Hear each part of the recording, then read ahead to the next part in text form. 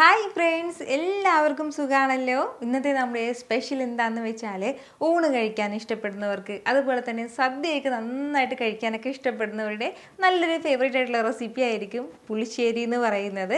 പുളിശ്ശേരി പല വിധത്തിലുണ്ട്. നമ്മൾ ഇന്ന് തയ്യാറാക്കുന്നത് പൈനാപ്പിൾ പുളിശ്ശേരിയാണ് കേട്ടോ. കുറച്ച് മധുരവും പുളിയും എരിവും ഒക്കെ ആയിട്ട് വളരെ രുചികരമായിട്ട് എങ്ങനെ നല്ലൊരു പൈനാപ്പിൾ പുളിശ്ശേരി തയ്യാറാക്കി എടുക്കാൻ നോക്കാം കേട്ടോ. സാധാരണ എങ്ങനെയാണോ നിങ്ങൾ കട്ട് ചെയ്യുന്നത് ആ രീതിക്ക് തന്നെ കട്ട് ചെയ്തെടുത്താൽ മതിയാവും. അപ്പോൾ എൻ്റെ എളുപ്പത്തിന് ഞാൻ എപ്പോഴും ഇതുപോലെ ഒന്ന് വട്ടത്തിനാണ് കേട്ടോ അരിഞ്ഞെടുക്കുന്നത്. അതാകുമ്പോഴത്തേക്ക് എളുപ്പത്തിന് നമുക്ക് അതിൻ്റെ ആ പുറത്തുള്ള ആ ഒരു തോടെടുത്ത് മാറ്റാനായിട്ട് പറ്റും കേട്ടോ. ഈ ഒരു വലിപ്പം ഇത്രയും മതിയാവും, കൂടുതൽ നമുക്ക് ആവശ്യമായിട്ടില്ല. ഈ ഒരു 2 പീസ് തന്നെ ധാരാളം മതിയാവും. ഇത് വേണ്ട കേട്ടോ. ഞാൻ അരിയുന്നത് ഇതുപോലെ ഒരു സൈഡ് ഒന്ന് കട്ട് ചെയ്തിട്ട് ഈ ഒരു രീതിക്ക്, അതായത് നമ്മുടെ ഈ മുള്ളിൻ്റെ ഭാഗമൊക്കെ ആ തോടിലേക്ക് പോകണം കേട്ടോ. മുള്ളൊന്നും വേണ്ട. മുള്ളുണ്ടെങ്കിൽ ചെറിയതായിട്ട് ഇങ്ങനെ ചൊറിയും. അപ്പോൾ അതിൻ്റെ പേരിൽ അത് വേണ്ട കേട്ടോ. നിങ്ങൾക്ക് കാണുമ്പോൾ തന്നെ അറിയാം അധികം മധുരമില്ലാത്ത നമ്മുടെ പൈനാപ്പിളാണ്. കാരണം കളറൊന്നുമില്ല. പക്ഷെ എടുത്താലും കുഴപ്പമില്ല. കളർ ഉള്ളതാണെന്നുണ്ടെങ്കിലും ഇല്ലയെന്നുണ്ടെങ്കിലും മധുരം ഉണ്ടെങ്കിലും ഇല്ലെങ്കിലും ഒക്കെ നമുക്ക് ആ ഒരു പൈനാപ്പിൾ വെച്ചിട്ട് പൈനാപ്പിൾ പുളിശ്ശേരി തയ്യാറാക്കി എടുക്കാവുന്നതാണ് കേട്ടോ. ഇതുപോലെ ഈസി ആയിട്ട് നമുക്ക് 2 പീസ് പൈനാപ്പിൾ കഷ്ണം കിട്ടിയിട്ടുണ്ട്. ഇനി നമ്മുടെ ഈ പൈനാപ്പിൾ ചെറിയ ചെറിയ കഷ്ണങ്ങളായിട്ട് ഒന്ന് മുറിച്ചെടുക്കാം കേട്ടോ. തീരെ ചെറിയ കഷ്ണം ആവണ്ട. പുളിശ്ശേരിക്ക് എപ്പോഴും ഒരുപാട് ചെറിയ കഷ്ണം ആവേണ്ട ആവശ്യമില്ല. പൈനാപ്പിളിൻ്റെ എല്ലാ ഭാഗവും നമുക്ക് പുളിശ്ശേരിക്ക് വേണ്ടി ഉപയോഗിക്കാം കേട്ടോ. പ്രത്യേകിച്ച് ആ തണ്ട് ഭാഗം മാറ്റി വെക്കണം അങ്ങനെയൊന്നും ആവശ്യമൊന്നുമില്ല. എല്ലാ ഭാഗവും നമുക്ക് പുളിശ്ശേരിക്ക് വേണ്ടി ഉപയോഗിക്കാവുന്നതാണ്. പൈനാപ്പിൾ കഷ്ണങ്ങളെല്ലാം ഇതുപോലെ നന്നായിട്ടൊന്ന് അരിഞ്ഞെടുത്തിട്ടുണ്ട്. ഇനി നമുക്ക് വേഗം ബാക്കിയുള്ള കാര്യങ്ങളൊക്കെ ഒന്ന് ചെയ്തെടുക്കാം. മൺചട്ടിയൊക്കെ ഒന്ന് കഴുകിയെടുക്കാം കേട്ടോ. മൺചട്ടിയിലാണ് നമ്മളിന്ന് പൈനാപ്പിൾ പുളിശ്ശേരി വയ്ക്കുന്നത്. കുറച്ച് ദിവസം ഉപയോഗിച്ചില്ല എന്നുണ്ടെങ്കിൽ ചട്ടി നന്നായിട്ട് ഇങ്ങനെ പൊടിയൊക്കെ അടിച്ചിരിക്കും. അപ്പോൾ അതിൻ്റെ പേരിൽ നല്ലതുപോലെ തന്നെ വീണ്ടും ഒന്ന് കഴുകി വേണം കേട്ടോ എടുക്കാനായിട്ട്. സോപ്പിട്ട് തന്നെ കഴുകുന്നതാണ് നല്ലത്. അപ്പോൾ മൺചട്ടിയിൽ തയ്യാറാക്കുമ്പോൾ എപ്പോഴും ഹൈ ഫ്ലെയിമിൽ വെക്കരുത്. ഒരു മീഡിയം ഫ്ലെയിമിൽ വെച്ചിട്ട് വേണം ഈ ചട്ടിയൊക്കെ ഒന്ന് ഫസ്റ്റ് ചൂടാക്കി എടുക്കാനായിട്ട് കേട്ടോ. നല്ല ഫ്ലെയിമിൽ ഇപ്പോൾ നമ്മുടെ ചട്ടി വെക്കുകയാണെന്നുണ്ടെങ്കിൽ അത് ചിലപ്പം പൊട്ടിപ്പോകും. അതിൻ്റെ പേര് അതിൻ്റെ എടുത്ത് പറയുന്നത്. ചട്ടി ചെറുതായിട്ടൊന്ന് ചൂടായി വരുമ്പോൾ തന്നെ നമ്മുടെ അരിഞ്ഞു വെച്ചിരിക്കുന്ന പൈനാപ്പിൾ കഷ്ണങ്ങളൊക്കെ ചേർത്ത് കൊടുക്കാം കേട്ടോ. ഇനി ഇതിലേക്ക് നമുക്ക് ഒരു 3 പച്ചമുളകും കൂടി ചേർത്ത് കൊടുക്കാം കേട്ടോ. അപ്പോൾ ഇത് കുട്ടി പച്ചമുളകാണ്. അതിൻ്റെ പേരിൽ ഞാനൊരു 4 എണ്ണം എടുത്തിട്ടുണ്ട്. ഒരു മീഡിയം സൈസൊക്കെ ആണെന്നുണ്ടെങ്കിൽ ഒരു 3 എണ്ണം മതി കേട്ടോ. ഇതുപോലെ ഒന്ന് അരിഞ്ഞ് വേണം നമ്മുടെ ഈ പച്ചമുളക് പൈനാപ്പിൾ കഷ്ണങ്ങളിലേക്ക് ചേർക്കാനായിട്ട്. ഇനി നമ്മുടെ ഈ പൈനാപ്പിൾ വേകാൻ മാത്രം ആവശ്യമായിട്ടുള്ള വെള്ളം കൂടി ചേർക്കാം. ഒരു 1.5 കപ്പ് അളവിലാണ് കേട്ടോ ഞാനിപ്പോൾ ഇതിലേക്ക് വെള്ളം ചേർത്തിട്ടുള്ളത്. ഇനി നമുക്കിതിലേക്ക് ഒരു 1/4 ടീസ്പൂണോളം മഞ്ഞൾപ്പൊടിയും കൂടി ചേർത്ത് കൊടുക്കാം. ഇനി ഇതിലേക്ക് ആവശ്യമായിട്ടുള്ള കുറച്ച് ഉപ്പ് നമുക്കിതിലേക്ക് ചേർക്കാം കേട്ടോ. കൂടെ പിന്നെ ഇനി നമുക്ക് വേണ്ടത് ഇതുപോലെ ചെറിയൊരു പീസ് അളവിൽ ശർക്കരയും കൂടിയാണ് കേട്ടോ. അതായത് നമ്മുടെ പൈനാപ്പിളിന് ഇപ്പോൾ അധികം മധുരമില്ല. ഞാൻ കഴിച്ച് നോക്കിയതാണ്. അപ്പോൾ മധുരം ഇല്ല. അപ്പോൾ അതിൻ്റെ പേരിൽ ഒരു ചെറിയൊരു പീസ് അളവിൽ ശർക്കരയും കൂടി ചേർക്കുകയാണ്. ഇനി ഇപ്പോൾ മധുരമുള്ള പൈനാപ്പിൾ ആണെന്നുണ്ടെങ്കിലും ചെറിയൊരളവിൽ നമുക്ക് ശർക്കര ചേർക്കാം കേട്ടോ. ശർക്കരയും ചേർത്തിട്ട് നന്നായിട്ട് ഇതെല്ലാം കൂടി ഒന്ന് യോജിപ്പിച്ച് കൊടുത്തിട്ട് ഇതൊന്ന് അടച്ച് വെച്ച് ഏകദേശം ഒരു 6-7 മിനിറ്റ് ഒന്ന് തിളപ്പിച്ചെടുക്കാം. അത്രയും സമയം കൊണ്ട് നമ്മുടെ പൈനാപ്പിളൊക്കെ നല്ലതുപോലെ വെന്തിട്ടുണ്ടാകും കേട്ടോ. അപ്പോൾ നമ്മുടെ ഈ തേങ്ങാക്കൂട്ട് തയ്യാറാക്കി എടുക്കാനായിട്ട് ഞാൻ മിക്സിയുടെ ഒരു ജാറൊന്ന് എടുത്ത് വെച്ചിട്ടുണ്ട്.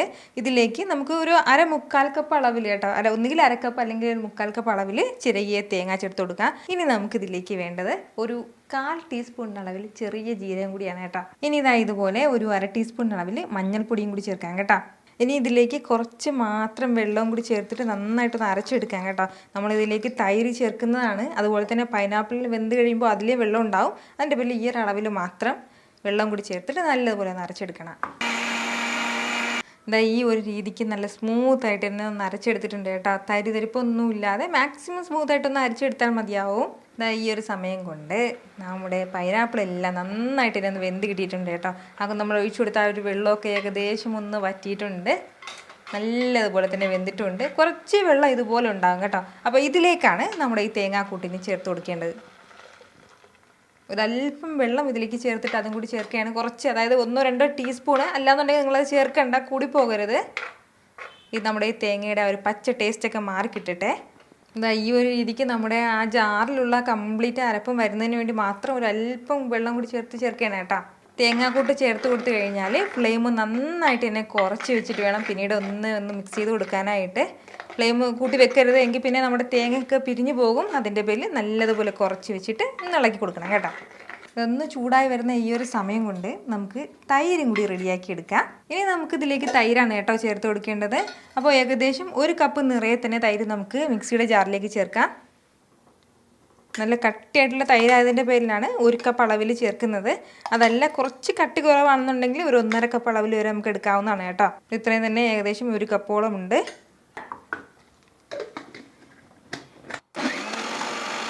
ഇത്രയും മതി കേട്ടോ. ഒരുപാട് സമയത്തൊന്നും അരയ്ക്കേണ്ട ആവശ്യമില്ല. അത് നല്ലതുപോലെ തന്നെ അതിൻ്റെ കട്ടയൊക്കെ മാറി കിട്ടും കേട്ടോ, നമ്മൾ ഇതുപോലെ ഒന്ന് ബ്ലെൻഡ് ചെയ്തെടുക്കുന്ന സമയത്ത്. ഈ ഒരു സമയം കൊണ്ട് നന്നായിട്ട് തന്നെ നമ്മുടെ ഈ അരപ്പെല്ലാം ഒന്ന് ചൂടാക്കിയിട്ടുണ്ട് കേട്ടോ. അതായത് ഇതുപോലെ തേങ്ങയൊക്കെ നന്നായിട്ട് ചൂടായിട്ട് പച്ച ടേസ്റ്റ് എല്ലാം മാറിയിട്ടുണ്ടാവും. ഇതുപോലെ ഇപ്പോൾ തിളച്ച് തുടങ്ങുന്നതിന് തൊട്ട് മുമ്പാണ്.